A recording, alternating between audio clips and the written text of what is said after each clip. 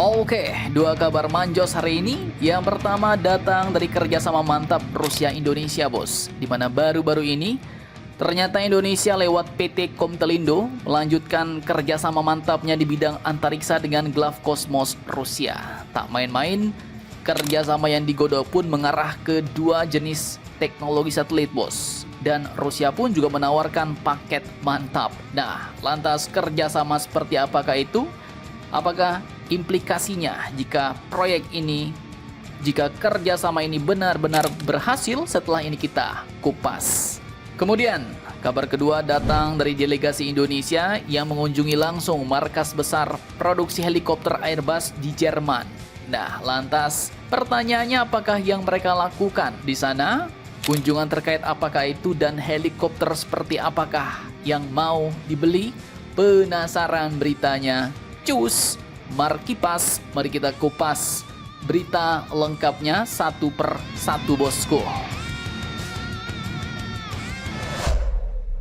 Oke, yang pertama kabar mantap datang dari kerjasama Rusia-Indonesia dalam dunia teknologi antariksa nih, bos. Nah, jadi admin kutip dari beberapa sumber berita berikut. Pada Rabu 3 Desember 2025 kemarin, tepat di kantor pusat Glavkosmos di Moskow, Rusia, sebuah pertemuan penting pun telah terjadi, bos. Yaitu antara PT Komtelindo, perusahaan telekomunikasi Indonesia yang sedang naik daun. CEO-nya, Bapak Vicky Firdaus pun juga hadir langsung di Rusia, bos. Kemudian di pihak Rusia ada Glavkosmos, yaitu perusahaan dari Badan Antariksa Rusia, Roskosmos. Dan tak main-main, pertemuan ini pun adalah tindak lanjut dari penandatanganan NDA di Langkawi, Malaysia pada tanggal 23 Mei 2025 lalu. Dan kini pembahasan kerjasama mereka pun masuk ke level yang jauh lebih serius nih, bos. Nah, apakah itu? Oke, jadi dikatakan mereka pun kini mulai membahas rancangan kerjasama yang lebih dalam. Pertama, ada teknologi Earth Observation atau EO.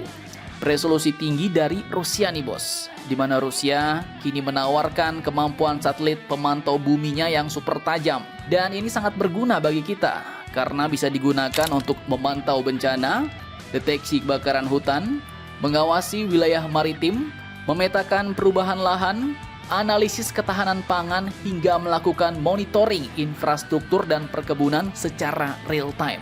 Jadi intinya, teknologi mata satelit Rusia ini bisa dipadukan langsung dengan jaringan dan sistem aplikasi Komtelindo untuk memperkuat penglihatan strategis Indonesia dari luar angkasa, bos. Nah, kemudian lanjut. Yang kedua ada kerjasama satelit LEO, Low Earth Orbit. Jadi Komtelindo ini pun juga menjajaki penggunaan satelit-satelit LEO Rusia untuk memperluas konektivitas digital Indonesia, bos. Terutama untuk wilayah 3T yang selama ini sulit dijangkau kabel fiber.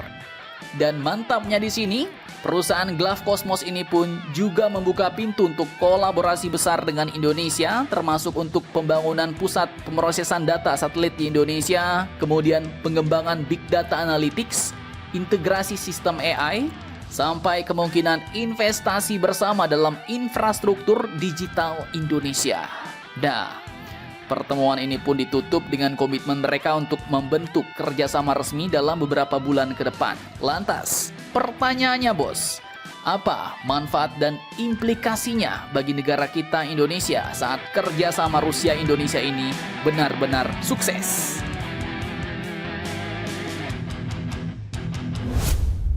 Oke, jadi kalau kerjasama ini berhasil ya, maka jelas, bos, Indonesia akan punya sistem pemantauan satelit yang bukan hanya kuat, tetapi strategis, real time, dan mandiri. Manfaatnya apa? Ya, bakal terasa langsung di berbagai sektor. Yang pertama tadi dengan teknologi Earth Observation atau EO-nya Rusia, bos. Jadi Indonesia bisa melihat pergerakan awan badai, potensi banjir, perubahan muka air sungai hingga longsor sebelum semuanya terlambat. Data bisa langsung turun ke pusat pemantauan nasional dan digunakan oleh BNPB, BMKG, TNI, hingga pemerintah daerah untuk melakukan sesuatu sebelum semuanya terlambat. Kemudian pemantauan hutan dan lahan bakal semakin presisi. Jadi seperti kebakaran hutan, deforestasi ilegal, hingga perubahan lahan bisa terdeteksi dalam hitungan menit, bukan lagi hitungan hari, bos. Kemudian selanjutnya untuk militer. Nah, di sini penguatan keamanan maritim kita bisa semakin kuat. Mulai dari deteksi kapal asing, pencurian ikan, hingga pemantauan jalur perdagangan semuanya dapat dipantau dengan tajam. Dan lanjut untuk satelit LEO, Low Earth Orbit. Nah, ini bisa menjangkau pegunungan Papua, pulau-pulau timur Indonesia, hingga wilayah pedalaman Kalimantan.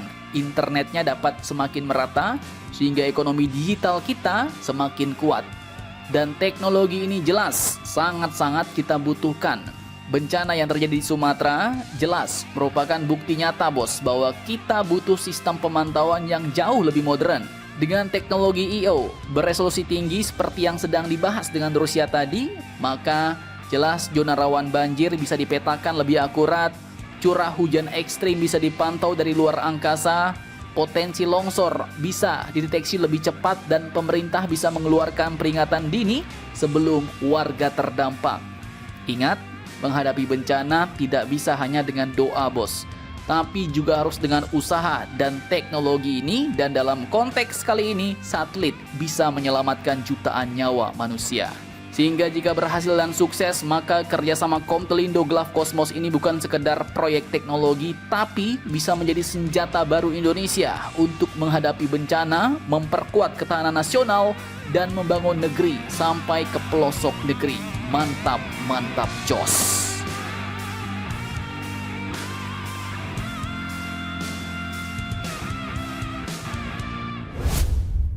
Oke, lanjut kabar mantap datang dari Jerman bos. Di kota Donauwörth, markas besar produksi helikopter Airbus. Delegasi Indonesia dari Kemhan, TNI Angkatan Udara, PTDI, dan KBRI Berlin baru saja melakukan yang namanya validation visit. Ini bukan sekedar kunjungan biasa, tapi ini adalah langkah krusial menuju pembelian 4 unit helikopter H145 untuk memperkuat armada TNI Angkatan Udara.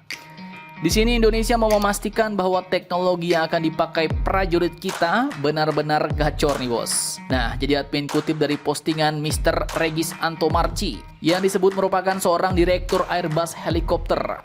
Ia menyebut bahwa kunjungan ini sebagai tonggak penting karena delegasi Indonesia bisa langsung menilai kapabilitas industri, standar produksi, hingga sistem quality assurance mereka yang terkenal ketat bos. Di sana mereka juga melakukan rangkaian diskusi intens, presentasi, serta pengecekan teknis, dan semua berjalan mulus.